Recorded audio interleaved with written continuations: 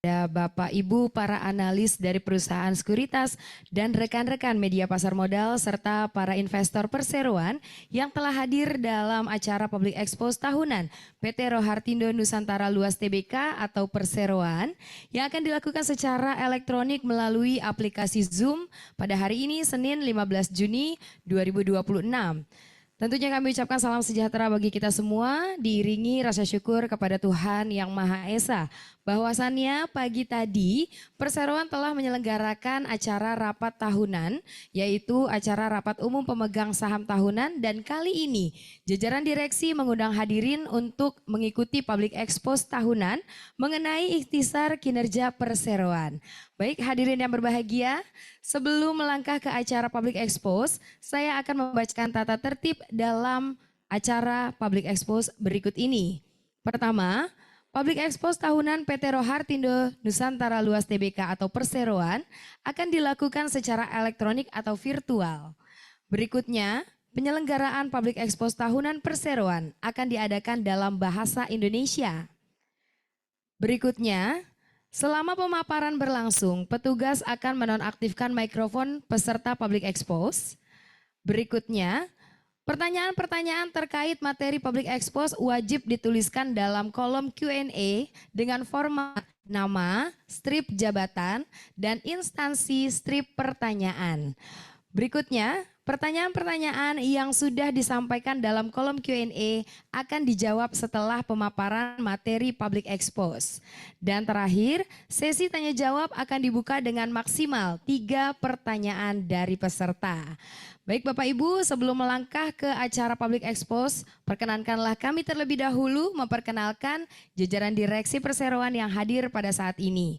Tentunya kami awali dengan telah hadir bersama kita Bapak Ronald Hartonotan selaku Direktur Utama. Dan juga telah hadir bersama kita Ibu Tani Ratna Dewi selaku Direktur. Dan adapun kami akan bacakan tata cara webinar. Pastikan posisi Zoom Anda aman dan nyaman. Dan tentunya usahakan video Anda aktif hingga pembicara bisa berinteraksi dengan nyaman dengan para peserta. Berikutnya untuk pengajukan pertanyaan. Apabila ingin mengajukan pertanyaan, pertanyaan dapat diajukan pada kolom chat. Berikutnya kami akan bacakan disclaimer di mana informasi dalam materi presentasi ini disiapkan oleh PT Rohartindo Nusantara Luas Tbk guna keperluan paparan publik tahunan untuk tahun buku 2025 dan dapat mengandung pertanyaan pandangan ke depan atau forward looking statement yang merefleksikan pandangan perusahaan saat ini dengan memperhatikan kejadian-kejadian di masa yang akan datang serta kinerja keuangan. Pandangan-pandangan ini didasarkan pada asumsi dan estimasi yang mengandung berbagai resiko dan ketidakpastian di luar kontrol perusahaan. Materi ini tidak mengandung seluruh informasi yang diperlukan untuk keputusan investasi, serta keakuratan dan kelengkapannya tidak dapat dijamin.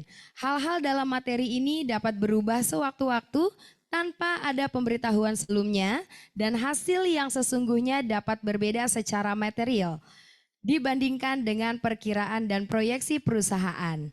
Oleh karenanya, investor dianjurkan untuk melakukan penelaahan tersendiri dan berkonsultasi dengan penasehat hukum, pajak, bisnis, dan atau keuangan sehubungan dengan keputusan investasinya. Baik Bapak Ibu, berikutnya agenda dalam public expose kali ini adalah yang pertama, profil perusahaan. Yang kedua, kinerja Perseroan. Yang ketiga, peristiwa penting, dan yang keempat, analisa manajemen. Baik Bapak Ibu, tentunya untuk mengetahui apa dan bagaimana kiprah Perseroan maupun kinerja Perseroan tahun buku tahun 2025 serta strategi Perseroan di masa mendatang. Marilah kita simak bersama penjelasan dari Bapak Ronald Hartonotan selaku Direktur Utama. Kepadanya kami silahkan. Profil perusahaan PT Rohartindo Nusantara Luas Tbk merupakan perusahaan yang bergerak di bidang perdagangan besar, di mana Perseroan mencatatkan sahamnya pada tanggal 9 Agustus 2022 dengan kode saham TOOL.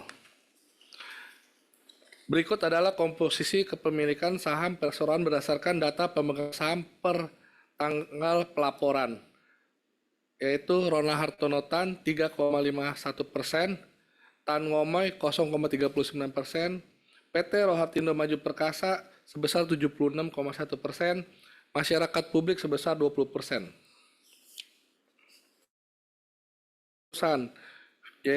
Misi perusahaan menyediakan berbagai alat teknik elektronik perkakas kebutuhan rumah tangga serta berbagai produk sesuai dengan kebutuhan masyarakat Indonesia yang terlengkap, terjamin, terpercaya, terkini, dan terkemuka dengan jangkauan yang luas di Indonesia. Misi kami adalah menyediakan produk-produk berkualitas, menciptakan produk baru, inovasi untuk memenuhi kebutuhan masyarakat yang terkini. Berperan aktif menjalankan roda bisnis untuk meningkatkan perekonomian negara, memberikan pelayanan terbaik dan profesional, memberikan kemudahan dalam berbelanja. Perusahaan kami memiliki 3 kategori produk utama, diantaranya yaitu koper, perkakas, dan peralatan rumah tangga. Berikutnya, kinerja perseroan, informasi mengenai posisi aset, liabilitas, dan ekuitas perseroan pada periode pelaporan dapat dilihat pada tabel yang disajikan berikut ini. Informasi mengenai posisi pendapatan neto, laba bersih tahun berjalan, dan laba kota perseroan pada periode pelaporan dapat dilihat juga pada tabel yang disajikan berikut ini. Berikutnya peristiwa penting. Sepanjang tahun buku 2025, perseroan mencatat sejumlah peristiwa penting yang mendukung pengembangan usaha dan memperkuat posisi perseroan dalam menjalankan kegiatan bisnisnya, yaitu membuka toko offline Airwheel di Galaxy Mall Surabaya, serta membuka counter Airwheel di Sogo Pakuan Mall Surabaya dan Parifan Java Mall Bandung.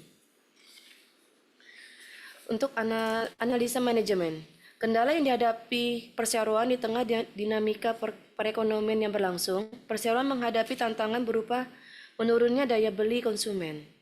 Kondisi ini menyebabkan pelanggan menjadi lebih selektif dalam melakukan pembelian, sehingga berdampak pada tingkat permintaan dan pertumbuhan pendapatan perseroan selama tahun berjalan. Target kinerja perseroan juga terus memperluas jangkauan pasar, meningkatkan exposure merek melalui partisipasi dalam berbagai kegiatan promosi, serta menjalin kerja sama dengan mitra usaha yang dinilai dapat mendukung pertumbuhan bisnis. Seluruh inisiatif tersebut dilakukan dengan tetap memperhatikan efisiensi operasional dan pengendalian biaya.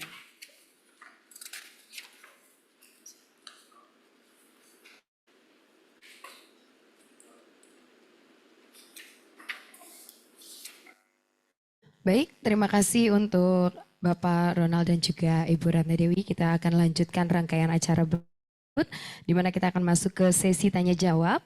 Saat ini sudah ada beberapa pertanyaan yang masuk di kolom chat tentunya. Kami akan mulai membacakan pertanyaannya. Izin kami akan melihat dari kolom chat terlebih dahulu. Baik, izin Bapak kami akan bacakan untuk pertanyaan yang pertama. Dari atas nama Sisilia Putri, investor. Bagaimana rencana perluasan atau penambahan counter ataupun gerai Airwheel? Silakan Bapak atau Ibu untuk menjawab. Terima kasih untuk pertanyaannya. Perseroan terus berusaha memperluas jangkauan pemasaran produk Airwheel melalui penguatan kerjasama dengan beberapa mitra strategis. Salah satu langkah yang telah dilakukan adalah menjalin kerjasama dengan PT Mitra Adi Perkasa Tbk, sehingga produk Airwheel dapat dipasarkan melalui jaringan departemen store yang dikelola oleh grup tersebut, termasuk Sogo dan Seibu.